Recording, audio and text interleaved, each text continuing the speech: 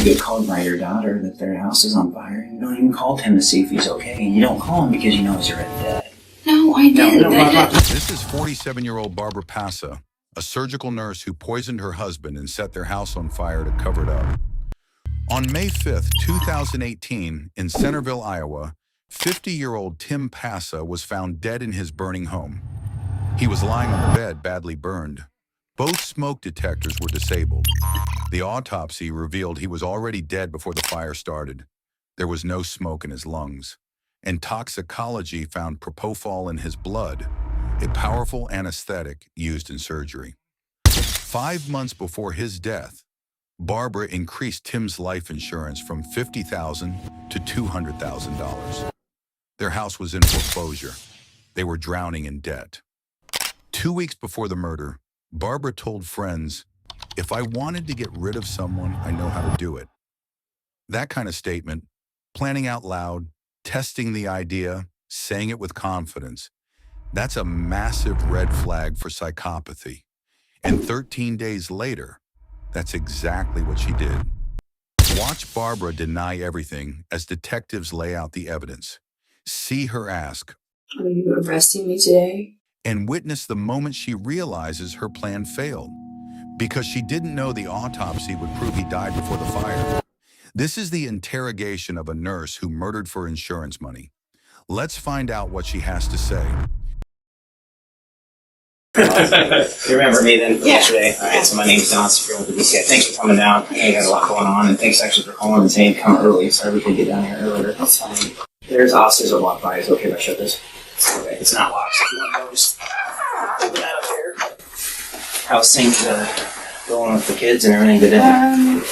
We went and filed for the SSI benefit, so Okay. that kind of, Owen's trying to be the man of the house, so he's worried about finances and all that stuff, but for me today, it's probably the worst day. Yeah, just with everything coming I'm down. nervous about figuring out what happened and what's going on, and I don't know. Yesterday, talking about the arrangements and stuff, and I'm supposed to get a call he's supposed to have his autopsy maybe today. Okay. So I've been anxious about that call, and I can be cool and collective and nothing bothers me, but this has really got me stressed. Just, this process and having answers. And Right. So sometimes, in cases like this, the police departments ask the fire marshals and then the DCI to come in and kind of help out, try to figure out what's going on. You know, these are sudden. Everybody wants an answer. You're going to want answers. Kind of what we find. Not Owen and Kate, they're going to want answers on what happened with Tim. So we come in. We have the benefit of we don't know anybody. right. So we can ask questions and talk to people, and we just don't know any history or anything about them. But it's also sometimes a detriment because I don't know you, and I got to get a little bit of background on you, and I know that's not the easiest to talk when somebody passes away, but I think it's important for me to get kind of an understanding of the house and kind of the situation in the last weeks and, the morning when you left, that kind of stuff. So I'd like to kind of talk about that if you're up to it and kind of go through that. Try to do what I can. Okay, so tell me, I guess, about you and Tim. Have you guys been married very long? 18 years. Well, we've been 18 years in October. Okay. And you work, right? Yep. Where do you work at? I work at Mercy Medical Center, a nurse. What do you do there? Right now I'm a circulator in the OR. Sounds fancy. What is that? Basically I do the charting, and if they need instruments, I get the instruments and bring the patient back, get them ready. How long have you been out there? Is that here in Centerville? It'll be 5 years in July. I did about 12 years of hospice. Okay. That's tough. I found it rewarding. Yeah. I've been diabetic since I was 16, so I need more structure. As much as I love the 3 12-hour days, you're not as productive as you think you could be on those days, and just, I don't know. Yeah, I think I saw you must take insulin for that then. Yeah. Got 2 healthy kids. And I'm right with that. So Owen and Kate. And how old are they then? Owen is 16, and Kate will be 15 in June. Okay. And biological kids with you and Tim then? He played in a band. And I saw the guitars. Yeah. Quite the collection. Yeah. Played in a band, and my niece, actually, we were joking this weekend, hit on him, but she was currently in a relationship, and when he was just like, no. Mhm. And so he chased me for a while, and I was chasing somebody else, and was kind of mean to him. So he should have gotten used to it. Right. And eventually, went on a couple dates, and he was kind of a mommy's boy, and he was 30-something when we got together. So lived right next door to his parents, and the only band at that time, bands played every weekend, Right.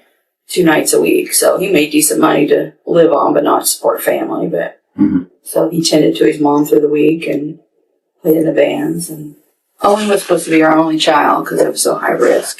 Mhm. I had to plan him for about a year, but Kate, she was a little accident. Yeah. Tim worked, did he? He was recently an Alliant, Okay. customer service. So when he called in, he's the one that you yelled at about why your bill was so much, or Yeah. so it was stressful on him. But obviously he had good practice because he lived with me and Kate. So Yeah. but I don't think it was that bad. He'd tell me some stories, phone calls. And How was things going for him at work and at home? Was everything? yeah, he was really stressed at work. At home, we were married 18 years. Just kind of getting different. We had different interests, and I had been doing different stuff, and he was playing with the band again, and we were just kind of in a lull, just kind of hovering. Right. Yeah, I just had my 16th anniversary, so I kind of know that you kind of have those ups and downs. Yeah. And I mean, were you guys just like still together, or were you guys thinking about Well, going your separate ways, or? I get I always wonder. Yeah. You kind of sometimes you stick together for sometimes the fight, kids, and I just want to know that every time, not just this year, other years when we fight, I tell him to leave, but he wouldn't leave his kids. I don't know that we were super strong and lovey-dovey, but we were still together. Okay. I'm not sure that happy would describe our relationship, but not unhappy. Yeah. We just kind of existed together. Yeah, so it's like sleep together and everything in the same room. Yeah. And the dog. Yeah, and the dog. Yeah, your dog got lucky there, didn't he? Oh, man. And then your kids sound like they're active in sports, and you said track. Track. Owen does soccer, too, and Kate does soccer. It's America, and it's a tough year for everybody, but I mean, how are you guys sitting that way?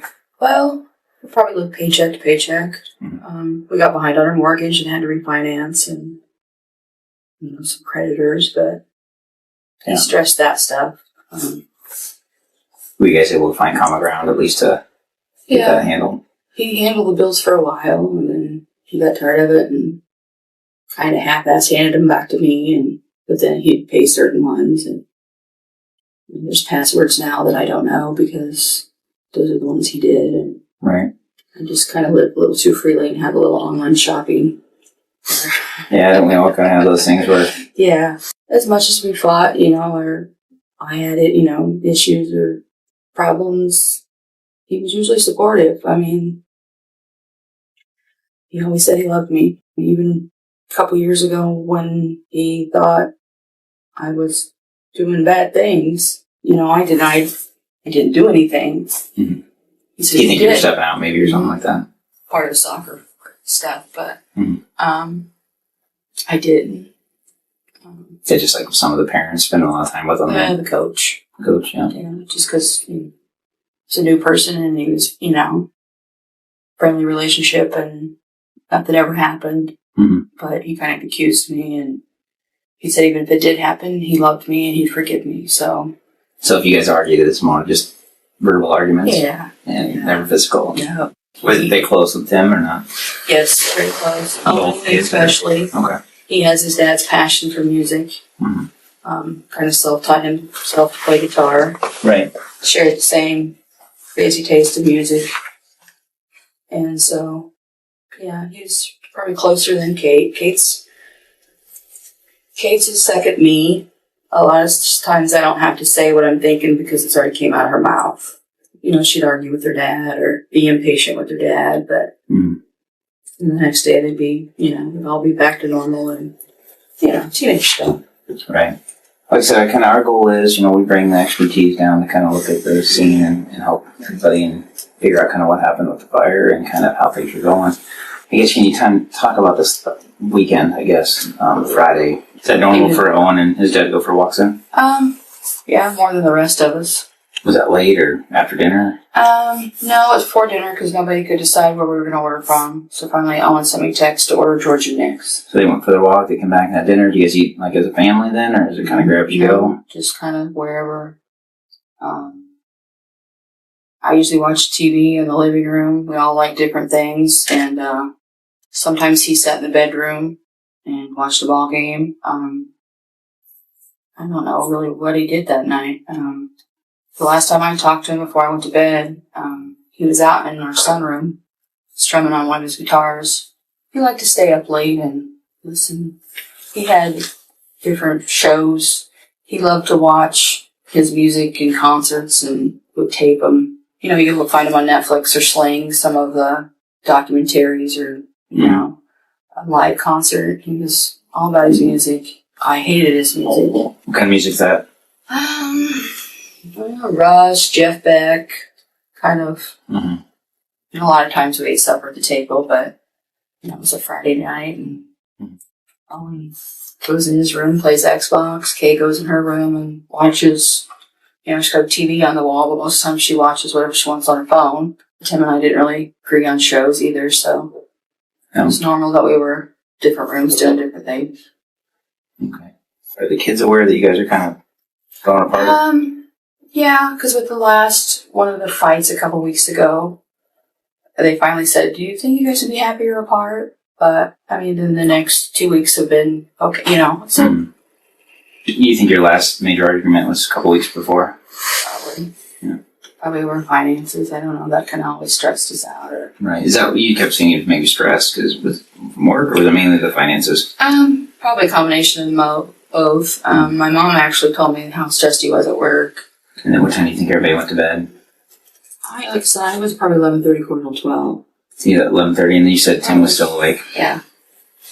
and then both kids were home by then. Yeah, they probably went to bed about 10 or actually I woke them up till about 5:30. Did they know you were going to go to the game, or did you have to drive them, or how's it work? No, they drive themselves to the bus and the bus took them. Okay. So do you remember Tim coming to bed at all? No. But I had a sugar low about 2:30, 3 o'clock. And he was in bed then. And at 5:30 when you got up, does he wake up with your alarm? No. Do you guys talk at all? No. Do you have plans of getting up and going with you or anything? Well, usually he sets his own alarm and we'll get up if he's going to go. And, you know, I know it made plenty of noise. I had a light on and I waited for the kids to get all their stuff done. I cooked them some eggs and we had some cinnamon rolls. So I made them some breakfast because I knew it'd be a long day and went in and took a shower once they left. And when I got out of the shower, I said, "Are you going with me?" And he said he didn't feel good. And he rolled over and went back to sleep. So. What time do you think that was? Probably 6:30, quarter till 7. Did that kind of piss you off that he didn't go, or is it? No, like I said, he wasn't one that would bust his butt to go all the time. So we always kind of felt like if they had at least one parent there, we never, even if they did travel basketball and different things, we always felt like if they got hurt, one of us should be there. I don't know if it was having the windows open, but all of a sudden just the dog smell was just, I don't know, it was gaggy. Okay. So that's why I lit the candle. Okay. Do you remember? Tell me about that, I guess, then. I had it in the bathroom with me. You know, he just said he was nauseated and, smells really bother me. So when I left, I set it on his nightstand to kind of get rid of that. Because she had been sleeping there on the pile of dirty clothes beside his bed. So what time do you think you left? A little after 7. My goal was to be out before 7 because I knew it was about 2 hours. Mm-hmm. I knew I had to stop to get some gas. I'd never make it all the way. Did you talk to anybody on the phone? Did you meet up with any other moms, anything like that? Yeah. But I went and got some cash from Farmers Bank and... Just to the ATM then? Yeah. Were you able to get cash? Yeah. So when you were heading out of town, I guess when you left, did you see any smoke or putting the candle in his room and kind of checking on him and him saying he's nauseous? Left. It's like the last thing you did before you left, right? Yeah. And then you went out. Then you went and got cash. So tell me about your driving. Did you catch up to the bus? Did you see anybody? No. How far did you get? You said you didn't notice any phone calls? Well, I was north of Gordon, and I finally got a ding. Was that somebody telling you that there was an issue at your house, or? My first one was Kate. She had screenshotted a Facebook thing from Shelby that her house was on fire. Okay. What did you do that next then after you saw that? Well, I pulled over and tried to make some phone calls. I think I tried to talk to her, and our phone got cut off. Kind of a blur. Because I didn't know, should I go get my kids? Because they were freaking out, you know. I didn't know what to do. Yeah, my first instinct is to protect my kids. What were you told on the phone then? That my house was on fire, and Bethana asked me, you know, where we were at, because she didn't know. And I remember squealing out, Tim was in the house. Did you ever try to call Tim? No. You know if anybody did? I know when I didn't answer for my mom, she did. Because if she can't get a hold of me, she'll call Tim. And he didn't answer, so she was freaking out. I don't know if anybody else did or not. And then, what did you do next? Well, I finally figured out that I should turn around. And so, flew back. I guess I just assumed Tim was mobile and moving. And then, I guess you got back. What did you see? You got home. I think I either got a text or a call from Owen. And the neighbor kid had told him that he knew somebody was in the ambulance. So maybe that's when I tried to call Beth Ann again. And she told me I just needed to come to the house. She wouldn't tell me anything. And so when I pulled up, I parked, and I could tell by the look on Wayne Dubin's face. For sure. And that's a lot to take in. You know, and like you said, our job's kind of put things together and try to figure out what happened. And I'm, like you said, I think you said when you're out there, you watched a lot of CSI shows. What do you think maybe happened? I don't know. I know that Mike was nice enough to fulfill my wish. Well, not wish. My request to see him.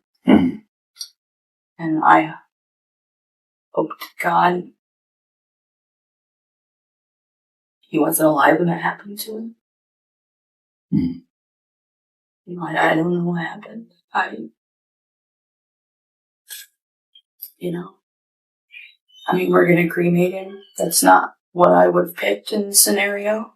That whole fire thing just flips me out. I mean, the smell of smoke now, or Mom's neighbors were having a bonfire Saturday night, about pushed me over the edge to think of that. Tim's my husband. I can't say we were madly in love, but I loved him. I wouldn't wish that upon anybody. Not knowing. Just, it's crazy. And that's kind of one of the things we need to determine, but I always talk with people too, because I wasn't there. I mean, somehow this house started on fire. We need to figure out how that happened, and, we're doing the autopsy, and we'll have a good understanding of what their findings are, and we understand that process, right? Yeah. And we have our lab team down here and the fire marshal down here to do a pretty thorough investigation. From that, can you figure anything out? That they're still working up there, so we'll step out and try to get that answer for you today. And but my goal here is, I want to talk with you and make sure that there's nothing that we need to discuss, because the science is there. We're pretty good at determining things that are going to happen. If it was the candle, they're going to be able to tell me if it was or was not. If it's not the candle, we're going to have to figure out what else was there that might have started the fire. Our indication Tim's a healthy guy. I don't think he's going to pass of some kind of natural causes and then somehow the house started on fire. That doesn't make sense, right? So, we need to look at all those aspects, but, at the same time, we want to give individuals the opportunity, if they maybe saw or heard something, to help us with the investigation too, because, we're going to put things together and it's going to come out, and we want to make sure that we have full understanding. I don't want to jump to conclusions. Yes, that's right. We're just trying to figure out what happened. I mean, I guess what would make you think that? I don't know. I've never been through this process before. I don't know. I know you have to look at everybody, if that's what you're thinking. I don't know. Yeah. And Barbara, I've been doing this kind of like a long time, and we're good at what we do, and that's why we come down here. And I think most families appreciate that, right? 'Cause they want to know. I'm just... But I'm also a realist, so I look at things and I prepare myself for if things come back different. Like, is there another explanation that I'm missing? Sometimes the facts come together in a case and they point in one direction, and black and white, it might look like this, but there might be more of the story. And that's my job, is to talk with people, Right. To kind of get a better understanding. Because I'm going to hear that maybe your relationship wasn't that well with them. People are going to say that. Wouldn't you agree? Yeah. I mean, Yeah. But we didn't fight in public. We just... Tim, I'm more social for people that I like. Where Tim was just, if you went up and talked to him on the fence, he'd talk to you. Finances were a little tough. Yeah.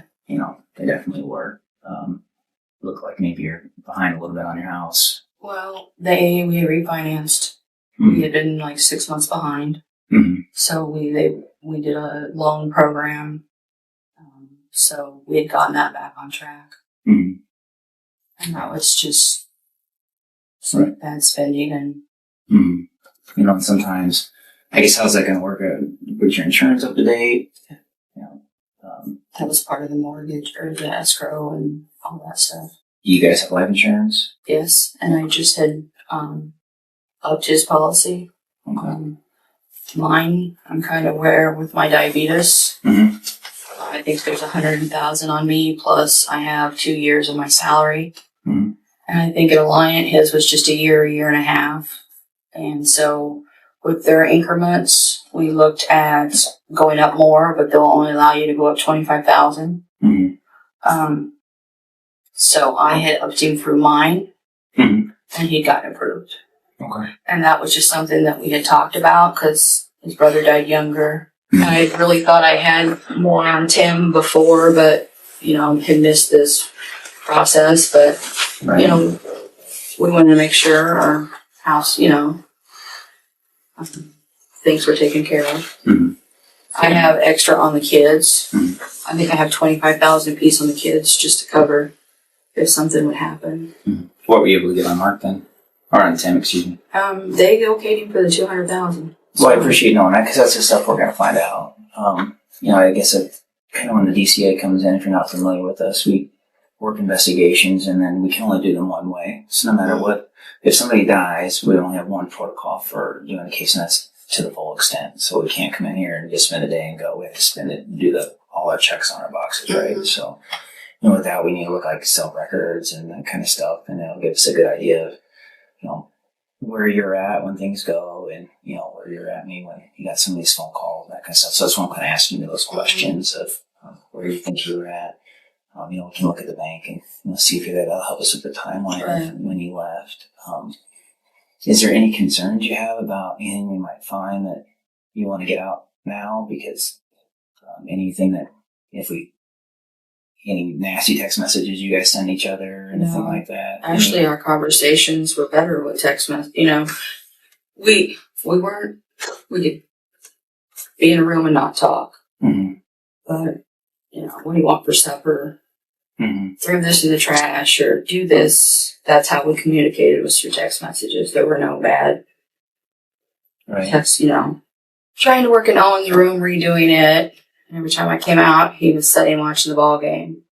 Could you vacuum? Could you do this and that? You're trying to be super mom, and he's kind of So chillaxing. we had a few words that day. Mm-hmm. And that's when the kids said, "Do you think you'd be happier?" Mm-hmm. I always had to get to a little boiling point, and then he would do it. My goal here is that I prepare myself for when I think that maybe information is going to come out from the autopsy or from the fire investigation that's not going to maybe correlate with the information you're giving us. And the reason I say that is I want to be able to talk about that a little bit, because I can understand stressors at home, and I talk with people, and I talk about relationships that we try for years to make right, and sometimes they don't get right, and no matter what you do, there's no good out. And you add finances on top of that, there's a lot of stress going on. Wouldn't be the first person I talk to that is one of those tipping points for a relationship, because I don't think the candle started the fire. Okay. I don't think that happened. And I think that you're right, the neighbors kind of were outside. I think that, we want to kind of talk about maybe the timing of when the fire started. And I'm worried what the doctors are going to find at the autopsy. I think maybe talk with some of the first responders about maybe not even wanting an autopsy done. No, because that whole, not because I don't want to know what happened, because, Mike and I had that conversation, and it was to Mike. Mm-hmm. The whole cutting and pulling everything out, even in that shape, just... Mm-hmm. And I just got to look at the totality of all that information and try to figure out what's going on and if there's other explanations for it. Because what I think is that maybe we're not being completely truthful about maybe the interactions in the morning. I think just talking here a little bit, we've had a little bit of inconsistencies on our conversation. So, that's my job, is I'm a fact finder. My concern is that there's going to be facts that come up that are suspect of something else happening. And maybe I might jump to the wrong conclusion. If there's something more going on with the relationship, or there's an argument that happened, I need to know that, because I wasn't there, so I can't interject and maybe speculate what I think happened. I can only go where the facts lead us, and if it's not, you indicate that you lit a candle, and if the fire guys end up saying fire wasn't started by a candle, I can't find any other reason for it. I need to figure out what would happen, and why would a fire start in this room? I don't know. I don't. Mm-hmm. And then if the autopsy comes back and there's concerns that the medical examiner has, I got to be prepared to deal with that. You understand how that works. They run toxicology and that kind of stuff. Make sure that there's not any other system failures or something like that in his body. I don't think that's going to be the case. I don't think this was a heart attack or a stroke or anything like that. I just don't think that's going to be the fact. Relationships are tough, and I think that things snowball and things get out of control, and sometimes we as people are trying to look at doing the right things for our kids. And when money starts piling up and we start looking at outs, I think that that's definitely a reason why things like this happen. Maybe Tim's not contributing in a certain way. Maybe there's some way that maybe you're grasping onto a hope that there's a way to get out of this mess. Because I think that's what this case is going to show us. I think we're going to find some things that the autopsy is going to say he didn't die of the fire. I think there's going to be, the fire guys are going to tell us that the fire didn't start by the candle. And it's going to leave Mike and I to sit here and say, okay, maybe this was planned and something that Barbara thought about for a long time, or maybe it was one of those things where I just can't take life anymore, and it's the only thing I thought I could do to keep my family and keep Owen and Kate with me. I get that. I understand that. But I think that that's what we're going to find out, Barb. And I guess I'd rather hear that from you, so I get at least get a little emotion with that instead of the black and white. Because I think maybe something happened during the night or early in the morning that you didn't know what to do now. I think that things just steamrolled, and maybe looking back, it could change things. We would. I think you're a good person. I think that you would change things. But the information that you're giving us is not gonna correlate with what the evidence shows, Barb. We're probably not gonna have you on camera at the bank. We're not gonna have you on cell towers where you're at. The neighbors knew when you left the house and when the fire started. Now's the opportunity to help us understand. I went to the bank. I have the money in my purse. But it's not going to change how the fire started or how he died. I think that we all wish that maybe if it was just an accidental fire, right, that would make things easier. That, maybe that if the house burned down and people responded, they'd accept that. In this case, they didn't. They called us and they investigated, and I have a job to do. Right, I understand that. And I'm going to go through the evidence, and I'm going to have to present it. I'm going to have to discuss it. I'm going to say, this is not plausible. I don't think Barb's at this other end of the spectrum where she just did this because she wants to be with the soccer coach. That's like a long time ago. I know. But these are the things that come out of right, I understand. Right? People are going to say, oh, she just wanted the money. It was a life insurance thing. I'm not going to, She wanted him gone because he didn't treat her well. He didn't do anything. He was lazy. No. I wanted one of my kids to have their father.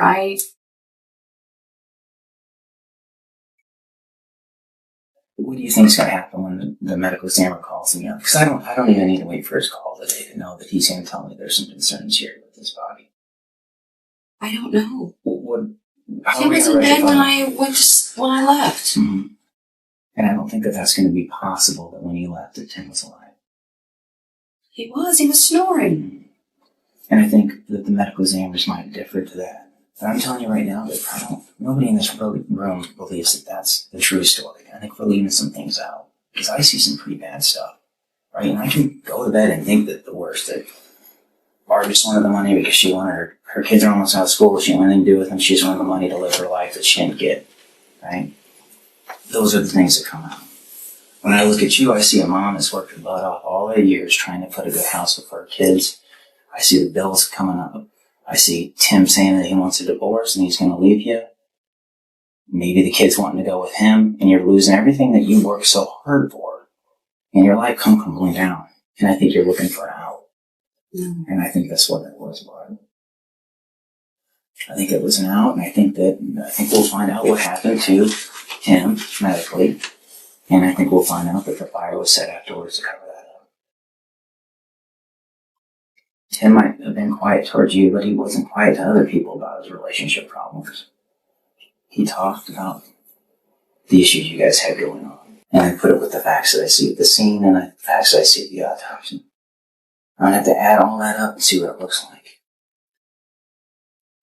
It's heavily weighted that you're at fault here. We all know that. I just don't want to get the wrong assumption. I don't want to get the true story out there that this wasn't because you're angry. And this wasn't because you're upset. I want to hear that this was done for the reason that you think they were. And I think I know. I think it's for your children. I think you really thought this was the best thing to be able to get them money that you need to survive, keep the house, keep the kids. You guys were going to get separated anyhow, Barb. You know that was coming. We had lived in this kind of relationship probably for the last 5 years. Mm-hmm. Just existing. Mm-hmm. And that's not a good place. No, it's not. Did you we want a always divorce have and couldn't afford to get divorced? Is that a problem? That was a conversation Yeah. I'm sure you had. Right, and I had that conversation with my two close friends. You know, financially we couldn't separate. Financially, you know, what would we do with the house? I could afford bills, but I couldn't afford for the kids to have their home, yeah. Mm-hmm. But, I mean, we just existed that way, and that's the way we were. Mm-hmm. And without Tim's money coming in, you wouldn't be able to exist by yourself, right? Right. Mm-hmm. But like I said, every time that we had gotten to that point, you know, I'm like, why don't you just leave? Mm-hmm. He wouldn't leave. He wouldn't leave his kids. Mm-hmm. In fact, he wanted to keep his kids. Right. Yeah, and maybe he was even trying to get Owen on his side.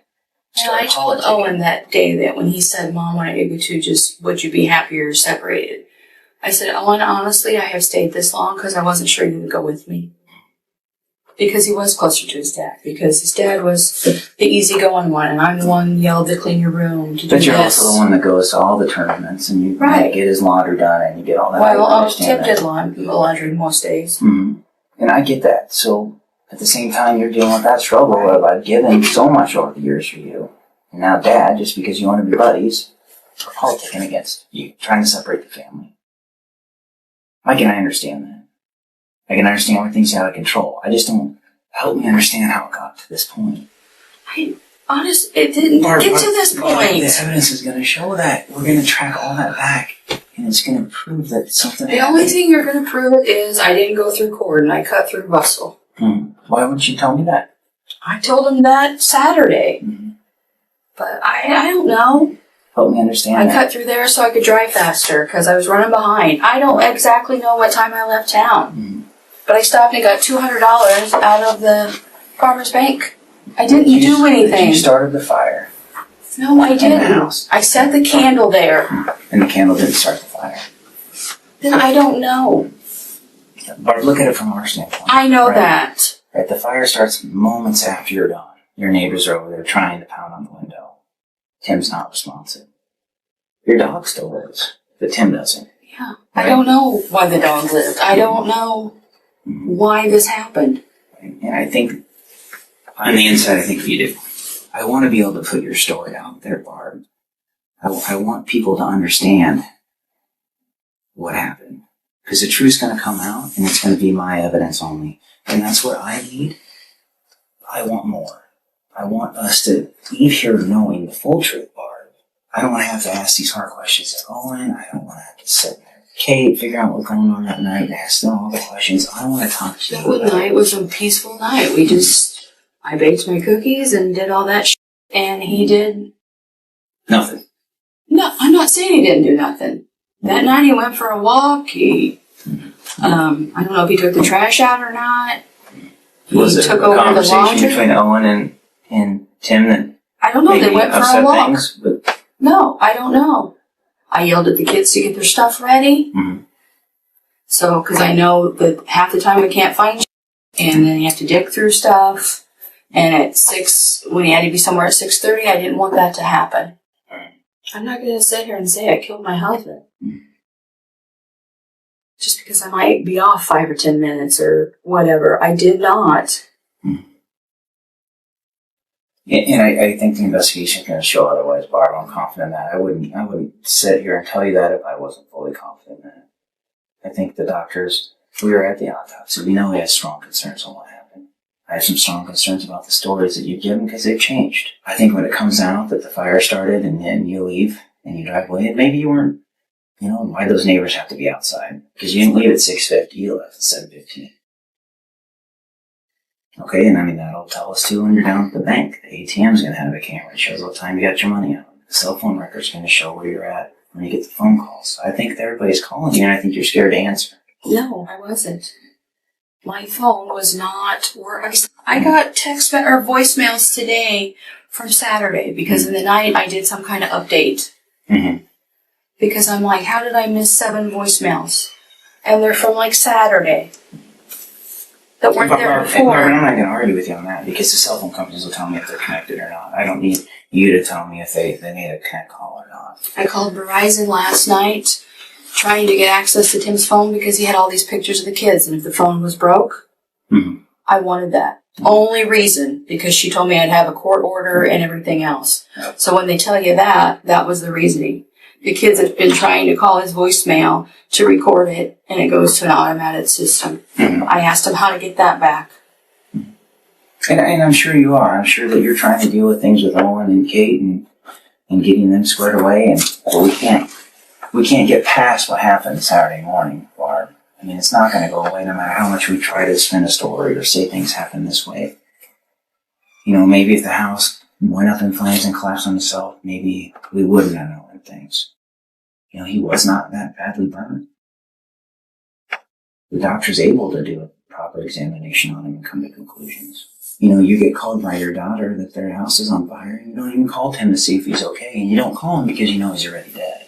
No, I didn't. I was just trying to take care of... No. That's exactly what somebody does. When somebody calls and says, my house on fire, when I left, I know my husband's in there. And I also knew fire trucks and everything else was there. Because that was something that Kate had said.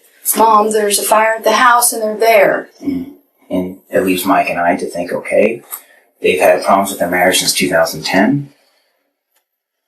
Tim's expressed concerns to family members that the divorce was imminent and that they weren't getting along very well. And maybe Barb did plan this for months or weeks. Maybe it was that cold and calculated. Because I think that's what the evidence is going to show us, Barb. When I talk with people in the rooms, I guarantee we cannot change what things happen, Barb, but we can go back in time. I like to hear people say that I wish it wouldn't have went that far. At least give me the information that they feel bad about it. I don't think I'm setting a cross on a person that has any of those concerns. And that concerns me. I think in your mind, you were truly trying to do what you thought was best. But help us understand that.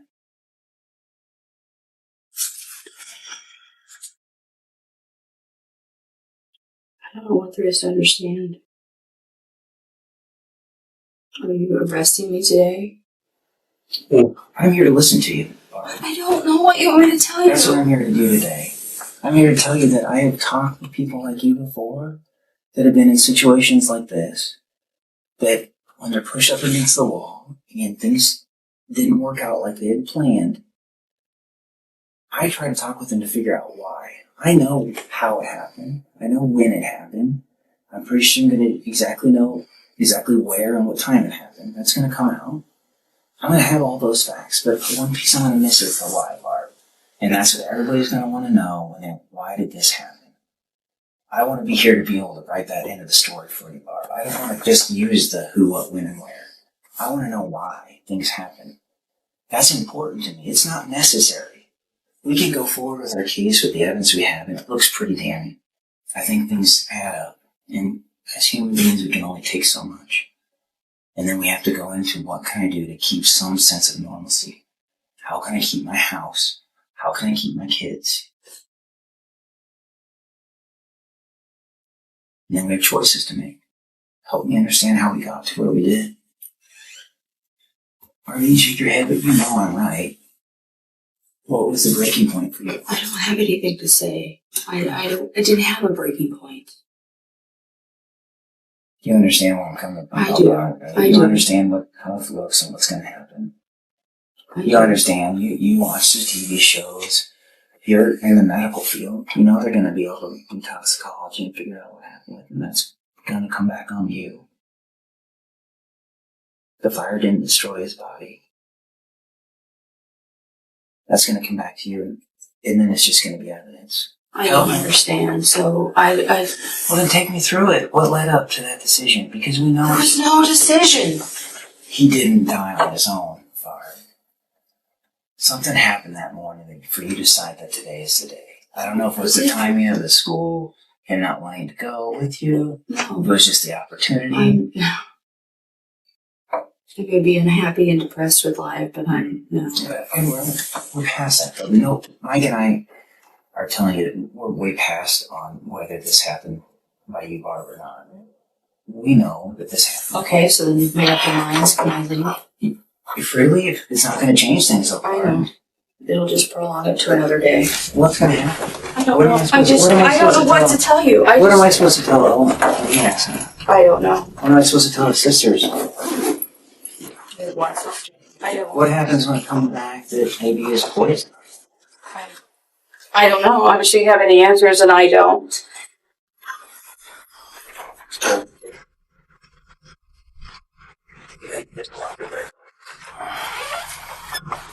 Good work.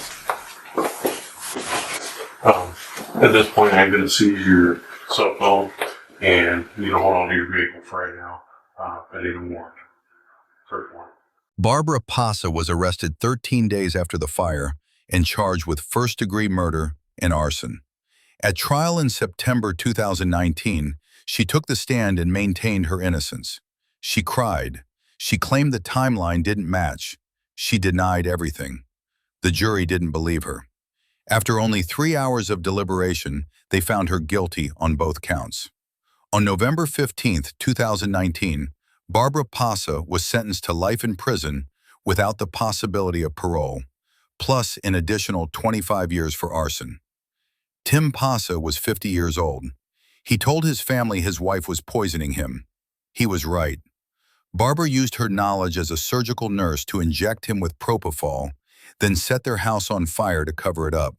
She killed their family pets. She left her children without a father, and she did it all for $200,000. Barbara will never see freedom again. She will die in prison. And Tim, Kendall, and Evan, the family she pretended to grieve, will never come home.